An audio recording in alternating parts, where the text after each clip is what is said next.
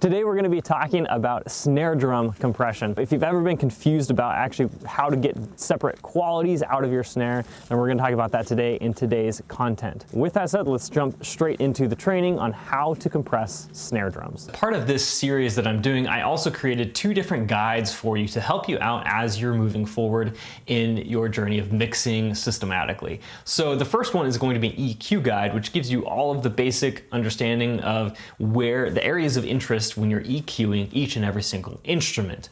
This is just a guideline, but it also gives you some tools that you can use to understand what's actually wrong with your instruments and your tracks as you're diving into EQing various instruments. And then the second guide is a guide on compression. This is basically a 101 guide on what compression is and how to use it effectively. It goes through the 4 styles of compression so that you can understand exactly what I'm talking about throughout this series. So make sure you pick up both of those guides. You can find the link right below this video, or you can go to mastering.dinosaurdogstudio.com. Today we're going to be talking about how to compress your snare drum. So last video we looked at how to compress your kick drum. Today we're going to be looking at the snare. So this is actually a little bit unique in terms of how I'm going to be compressing the snare, because it's not just a normal classic drum set. It's actually kind of a rolling snare in this last chorus. So it's a little bit unique case, but it kind of goes to show that you can really use any style of compression on any instrument as long as it really achieves the goal that you want. Let's listen to this snare first, and then we'll see what we actually want to do with it. So this is the only snare in this section, so let's listen to the whole section in context, decide what we actually want from the snare, and then we'll move forward.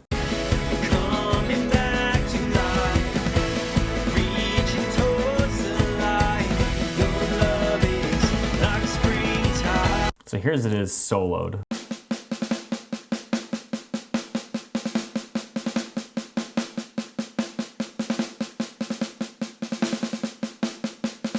So it's this kind of rolling snare. The one thing that I really want to do with this part is bring out all the dynamics that this part actually already has, but I want to emphasize that even further. And so if you've picked up my compression guide, which you can find a link to down below for free, if you've picked that up, you should know that a groovy type compression is going to suit this really well. I want to emphasize dynamics that already exist inside of the part that we're compressing. So that's what we're going to be using today. I've already set up my compressor like I always do, high ratio, fast attack, fast release, and we're going to dial in our threshold first to find out where those transients are living, and then we'll start adjusting attack, release, and then ratio. So let's get started with our threshold first.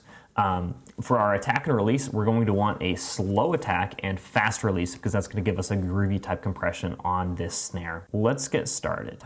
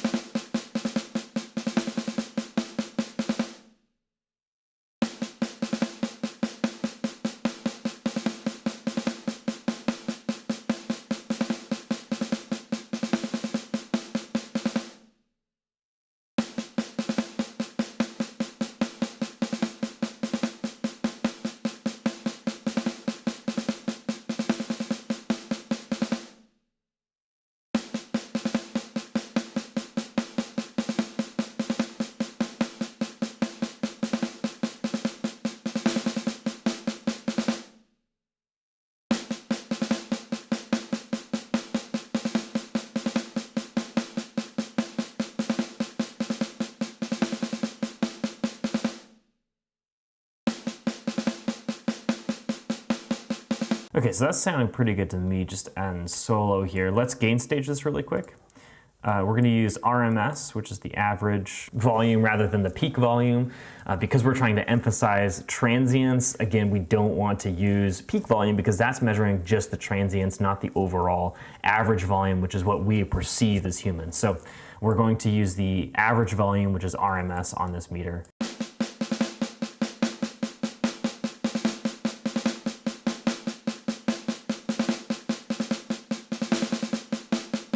Okay, so it looks like the biggest R on this is around 28.5. Let's see width.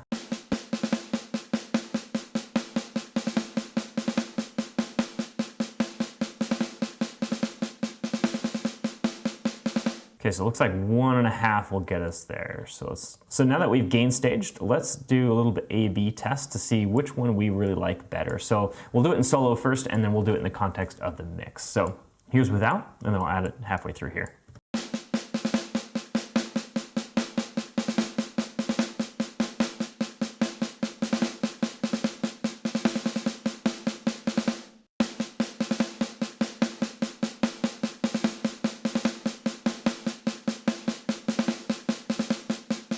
So you can really feel that compression coming in and squishing down those tails. So let's see what difference that actually makes in the context of the whole mix.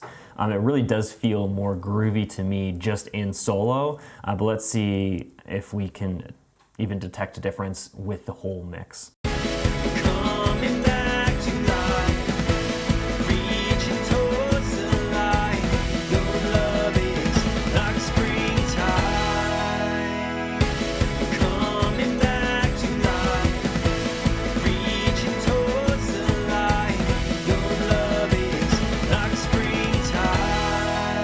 Yeah, so I'm really liking how that brings out just especially those big hits that the snare is running in there. Really emphasizes and pokes those notes out where I want them to, and adds a lot of groove to this part. So I'm really happy with how that compression is turning out. Next video, we're going to be continuing on with compression. We're going to be diving into toms. Watch out for that one, and I will see you then.